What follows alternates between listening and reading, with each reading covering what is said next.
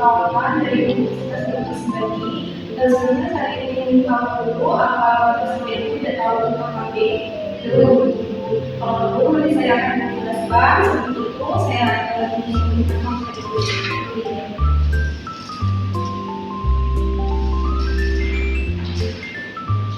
Kembali ke sini, pengertian KB yaitu suatu berencana adalah upaya pengembangan hubungan anak, jalan kelahiran dan waktu kehamilan dengan menggunakan metode kontrasepsi yang aman dan sesuai dengan pasangan.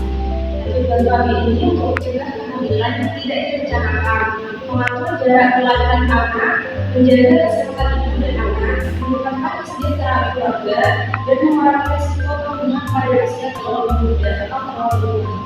Namun kami sendiri, kalau bagi ibu ini, mengurangi risiko kematian ibu, memberikan waktu pemulihan setelah melahirkan, dan mencegah kehamilan berisiko tinggi. Untuk anak, mendapat pengertian dan nutrisi yang optimal serta pertumbuhan dan perkembangan yang sangat baik. Untuk berkeluarga, rencana ekonomi baik dan kesejahteraan keluarga meningkat. Nah, PDKB ini ada beberapa. Yang pertama ini kami gunakan yaitu KB cara kerjanya itu menghambat ovulasi.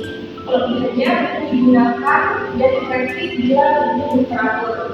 Efek sampingnya ini akan keluar dari sakit kepala, berat badan meningkat, dan perdarahan bekerja. Itu yang suntik KB, ada suntik KB yang 1 bulan dan 3 bulan. Kelebihannya praktis dan tidak perlu minum setiap hari. Nanti efek sampingnya gangguan menstruasi, berat badan naik, sakit kepala, dan tidak teratur. Lalu implan atau susu, nanti cara kerjanya melepaskan hormon secara perlahan. Kelebihannya efektif hingga 3-5 tahun. Efek sampingnya beban pakai, nyeri di tempat pemasangan, dan sakit kepala. Untuk yang KB hormonal ada kondom, cara kerjanya mencegah sperma masuk ke dalam rahim. Kelebihannya mencegah kehamilan dan melindungi dari infeksi penularan seksual. Efek sampingnya nanti ada latex pada sebagian lingkaran.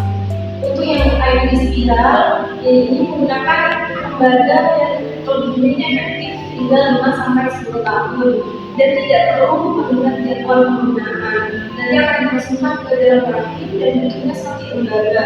Efek sampingnya nanti kalau perlu setelah pemasangan haidnya lebih banyak dan perdarahan bercabang. Untuk yang KB permanen ada metode FOW atau metode operasi wanita atau gynekologi. Nanti akan melihat apa-apa sampai tujuannya. Contoh bagi pasangan yang tidak ingin memiliki anak lagi, efek sampingnya itu dari pasca operasi dan risiko infeksi operasi. Untuk yang FOP, ini metode operasi pada pria atau vasektomi. Nanti akan dipotong atau mengikat sambungan sperma. Efek sampingnya itu dari ringan dan berupa sempurna.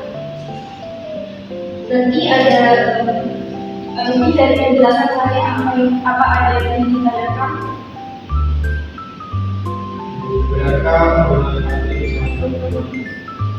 Terima kasih atas pertanyaannya Pak. Itu merupakan salah satu mitos yang sering beredar di masyarakat. Sebagian besar metode KB tidak menyebabkan kehamilan. Setelah penggunaan KB dihentikan, kemudian kesuburan akan kembali seperti semula. Meskipun pada beberapa metode mungkin memerlukan waktu tertentu hingga kesuburan kembali. Kalau anak sendiri, apakah nanti saat jumpa saya masih bisa hamil?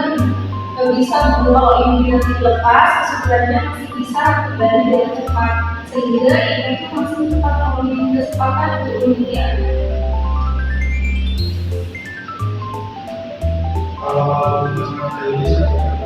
Saat pemasangan, mungkin ibu akan merasakan sedikit tidak nyaman atau kehamilan, tetapi biasanya hanya berlangsung sebentar. Prosedur pemasangannya juga dilakukan oleh tenaga kesehatan yang terlatih.